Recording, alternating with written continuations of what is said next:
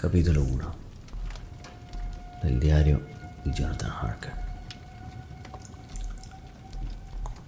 Istres, 3 de mayo. Salí de Múnich a las 8:35 de la noche del 1 de mayo. Llegué a Viena a la mañana siguiente, temprano. Debí haber llegado a las 6:46, no sé. El tren llevaba 1 hora de retraso.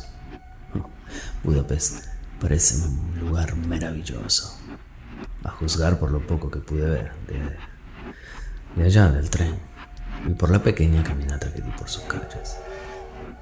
Temía alejarme mucho de la estación, ya que, como habíamos llegado tarde, saldríamos lo más cerca posible de la hora fijada. La impresión que tuve fue que estábamos saliendo del oeste y entrando en el este, por el más occidental de los espléndidos puentes sobre el Danubio, que aquí es de gran anchura y profundidad. Llegamos a los lugares en otro tiempo sujetos al dominio de los turcos.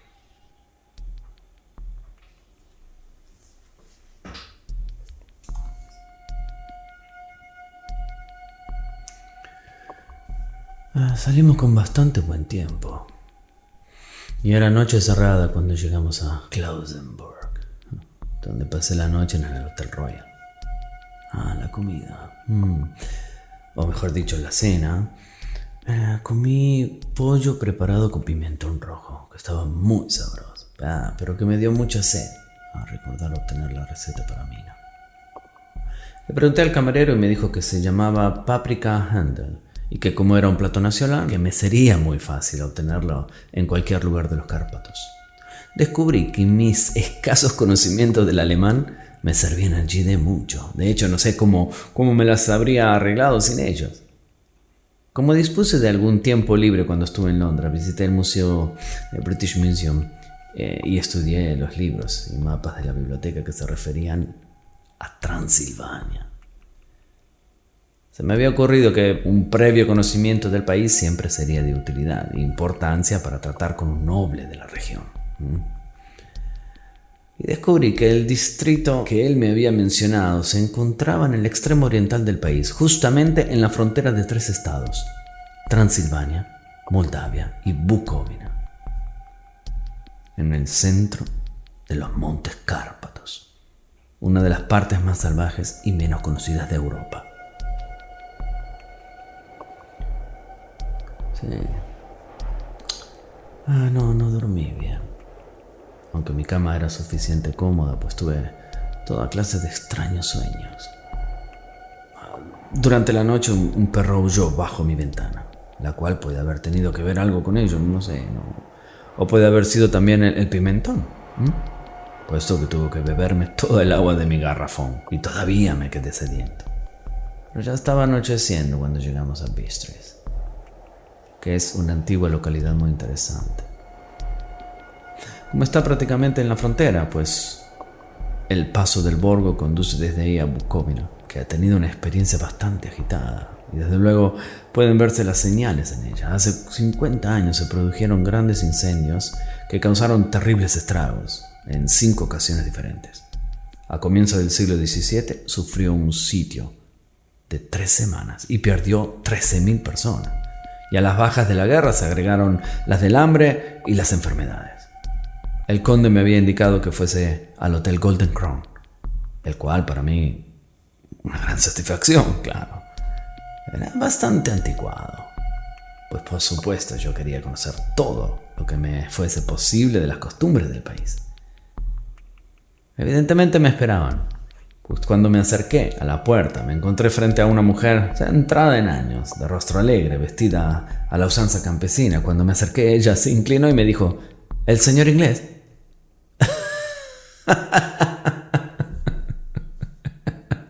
Sí, le respondí: sí, el señor inglés.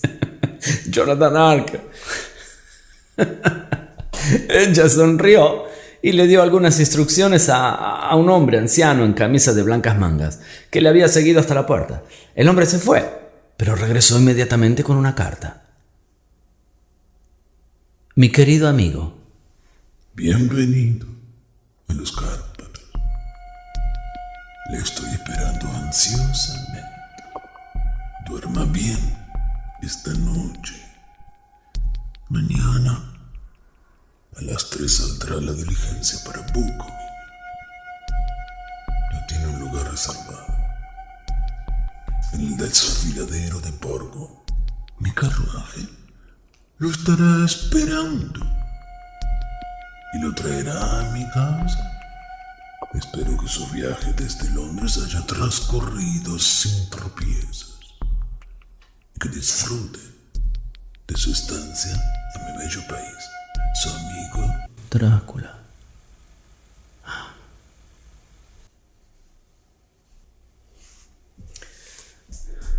4 de mayo. Averigüé que mi posadero había recibido una carta del conde ordenándole que asegurara el mejor lugar en el carro para mí. Pero al querer acerca de los detalles se mostró un tanto reticente y pretendió no poder entender mi alemán. Esto no podía ser cierto, porque hasta esos momentos lo había entendido perfectamente. No sé.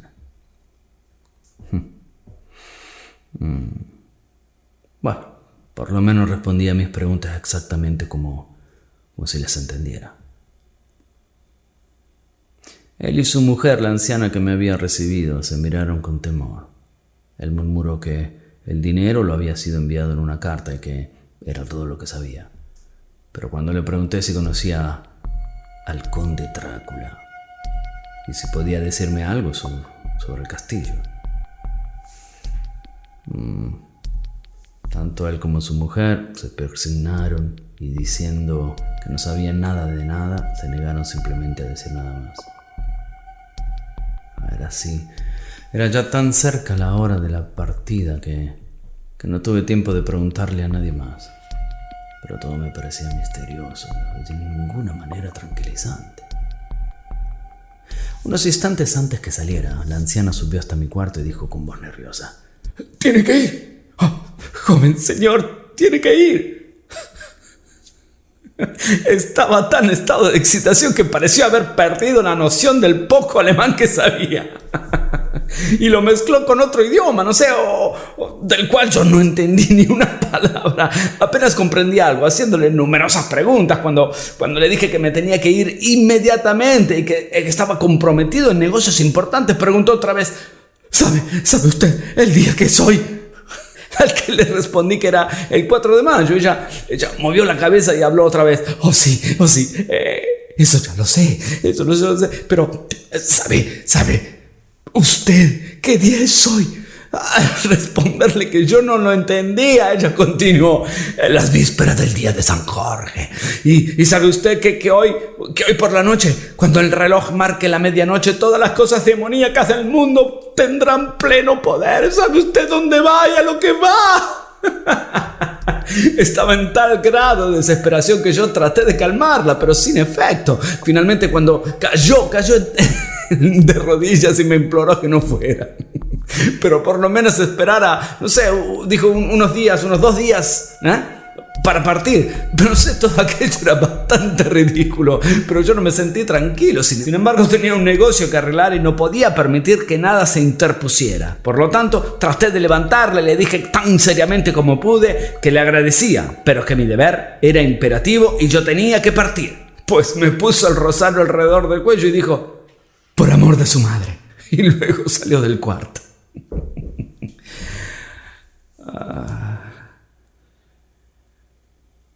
Estoy escribiendo esta parte de mi diario mientras espero el coche y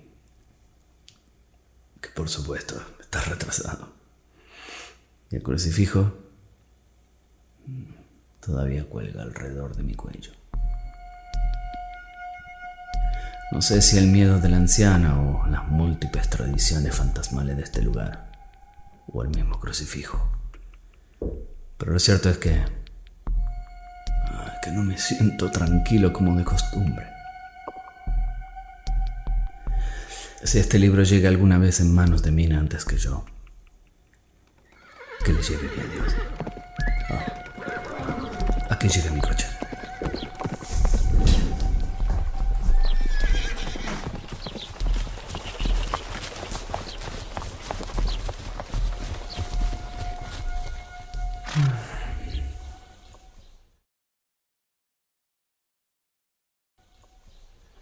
5 de mayo. El castillo. La oscuridad de la mañana ha pasado y el sol está muy alto sobre el horizonte distante, que parece perseguido, no sé si por árboles o por colinas, pues está tan alejado que las cosas grandes y pequeñas se mezclan. No tengo sueño. Y como no se me llamará hasta que despierte solo, naturalmente escribo hasta que llegue el sueño.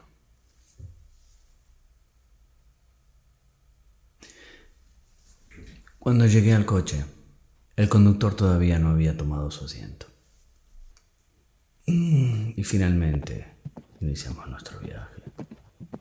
Pero pronto perdí la memoria de los fantasmales temores en la belleza de las escenas por la que atravesábamos.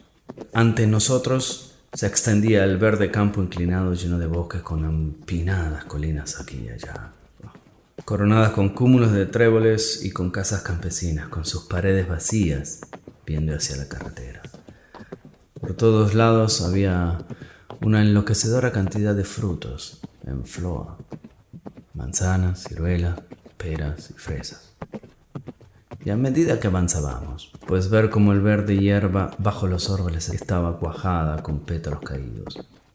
La carretera entraba y salía entre esas verdes colinas de lo que aquí llaman Tierra Media, liberándose al barrer alrededor de las curvas o cerrada por los estrangulantes brazos de los bosques de pino, que aquí y allá corrían colina abajo como lenguas de fuego.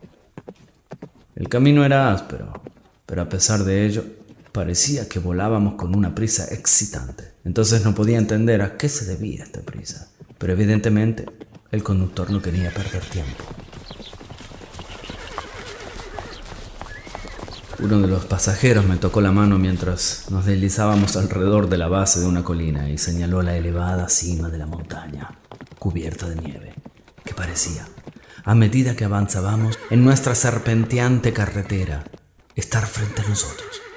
«Mire, Istenzek, el trono de Dios», me dijo, y se persignó nuevamente. A medida que continuamos por nuestro interminable camino y el sol se hundió más y más detrás de nosotros, las sombras de la tarde comenzaron a rodearnos. Entonces, a través de la oscuridad, pude ver una especie de mancha de luz gris delante de nosotros, como si hubiese una hendidura en las colinas. La intranquilidad de los pasajeros aumentó. El loco carruaje se bamboleó sobre sus grandes resortes de cuero y se inclinó hacia un lado, al otro, como un barco flotando sobre el mar proceloso. Yo tuve que sujetarme. El camino se hizo más nivelado y parecía que volábamos sobre él. Entonces las montañas parecieron acercarse a nosotros desde ambos lados, como si quisiesen estrangularnos. Y nos encontramos en la entrada del desfiladero de Borgo. La única luz provenía de los parpadeantes rayos de luz de nuestras propias lámparas, en las cuales los vaos de nuestros agotados caballos se elevaban como nubes blancas. Ahora pudimos ver el arenoso camino extendiéndose blanco frente a nosotros, pero en él no había ninguna señal de un vehículo. Cuando el cochero, mirando su reloj, dijo a nosotros algo que apenas pude oír, tan suave y misterioso.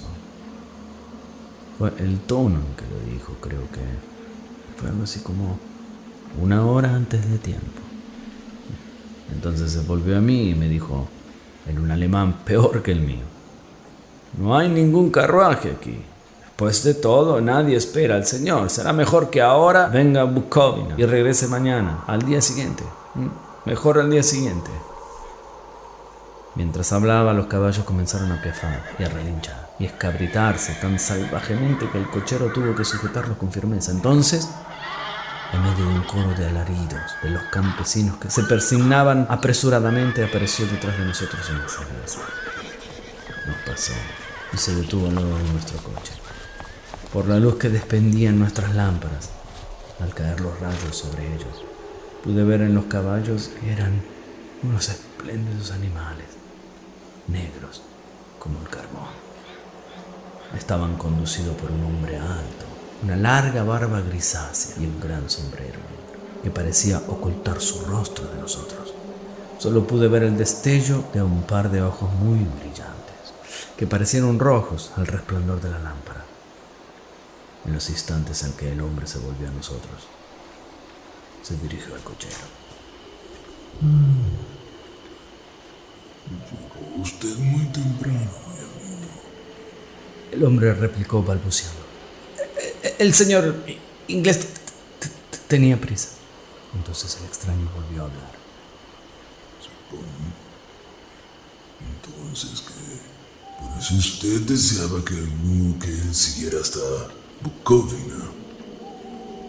No puede engañarme, mi amigo. Sé demasiado. Mis caballos son veloces. Y al hablar sonrió.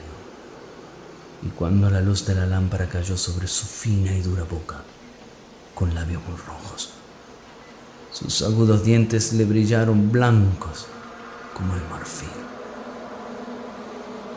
Uno de mis compañeros le susurró al otro aquella frase de la Leonora Berger. Denn die Toten reiten schnell. Pues los muertos viajan velozmente. A cabo de un rato, sin embargo, sintiéndome curioso por saber cuánto tiempo había pasado, encendí un fósforo y a su luz miré el reloj. Faltaban pocos minutos para la medianoche. Esto me dio una especie de sobresalto, pues supongo que la superstición general acerca de la medianoche había aumentado debido a mis recientes experiencias. Me quedé aguardando con una firmeza sensación de ansiedad. Entonces un perro comenzó a aullar en alguna casa campesina más adelante del camino. Dejó escapar un largo, lúgubre aullido, como si tuviese miedo. Su llamado fue recogido por otro perro, y por otro, y otro, y otro, hasta que nació como el viento que ahora pasaba suavemente a través del desfiladero. Comenzó un aterrador concierto de aullidos que parecían llegar de todos los puntos del campo, desde tan lejos como la imaginación alcanzase a captar a través de las tinieblas de la noche. Desde el primer aullido los caballos comenzaron a piafar y a inquietarse, pero el cochero les habló tranquilizándolos, y ellos recobraron la calma, aunque temblaban y sudaban, como si acabaran de pasar por un repentino susto. Entonces, en la lejana distancia, desde las montañas que estaban a cada lado de nosotros, llegó un aullido mucho, pero mucho más fuerte y agudo. El aullido de los lobos.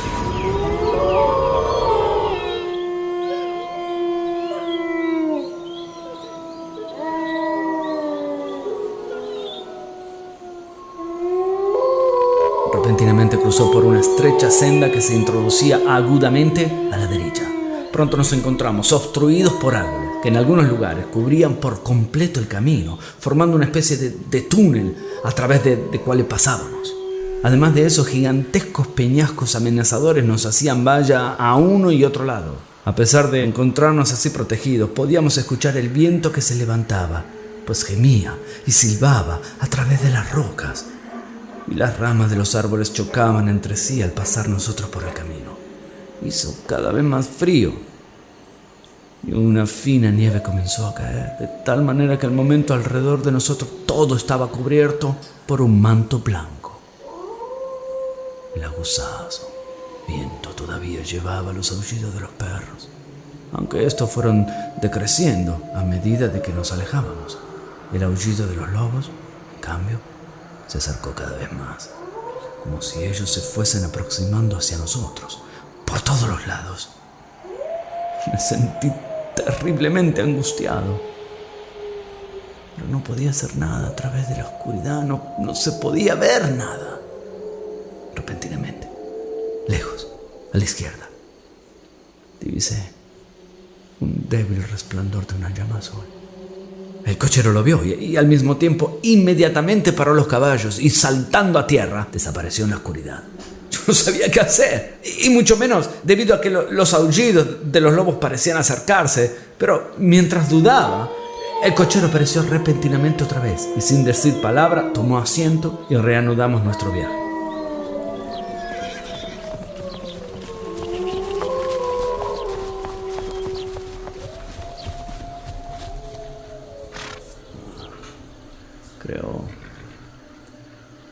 Creo de haberme quedado dormido o soñé repetidas veces con el incidente.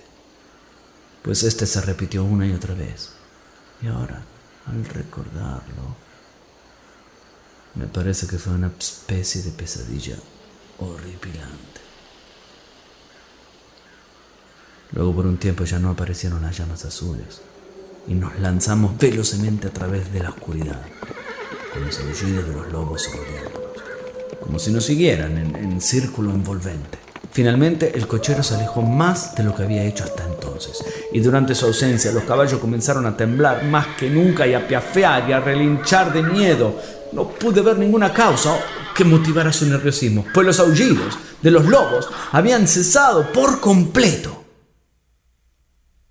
Pero entonces la luna, navegando a través de las negras nubes, apareció detrás de la dentada cresta de una roca saliente revestida de pinos. Y a su luz, y alrededor de nosotros un círculo de lobos, con dientes blancos, lenguas rojas y colgantes, con largos miembros sinuosos y pelos hirsutos. Eran 100 veces más terribles en aquel lúgubre silencio que los rodeaba que cuando estaban aullando. De pronto, todos los lobos comenzaron a aullar como si la luz de la luna produjera un efecto peculiar en ellos. Los caballos se encabritaron y retrocedieron y miraron impotente alrededor con los ojos que gritaban de manera dolorosa, pero el círculo viviente del terror lo acompañaba y a cada lado forzosamente tuvieron que permanecer dentro de él. Yo le grité al cochero que regresara, pues me pareció que nuestra última alternativa era tratar de abrirnos paso a través del círculo, y para ayudarle a su regreso grité y golpeé, esperando que el ruido espantara a los lobos de aquel lado y así tuviese oportunidad de subir al coche. Como finalmente llegó, es cosa que no sé, pero escuché su voz alzarse en un tono de mando imperioso, y mirando hacia el lugar donde provenía, lo vi parado en medio del camino. Agitó sus largos brazos como si se tratase de apartar un obstáculo impalpable. Los lobos se retiraron. Justamente en esos momentos, una pasada nube pasó a través de la cara de la luna, de modo que volvimos a sumirnos en la oscuridad. Cuando pude ver otra vez, el conductor estaba subiendo a la Salesa y los lobos habían desaparecido. Todo esto fue tan extraño y misterioso que fui sobrecogido por un miedo pánico y no tuve valor para moverme ni para hablar. El tiempo pareció interminable mientras continuamos nuestro camino. Ahora, en la más completa oscuridad. Repentinamente tuve conciencia de que el conductor estaba deteniendo a los caballos en el patio interior de un inmenso castillo ruinoso en parte, de cuyas altas ventanas negras no salía un solo rayo de luz y cuyas quebradas murallas mostraban una línea dentada que destacaba contra el cielo, iluminado por la luz de la luna. El castillo del conde Drácula.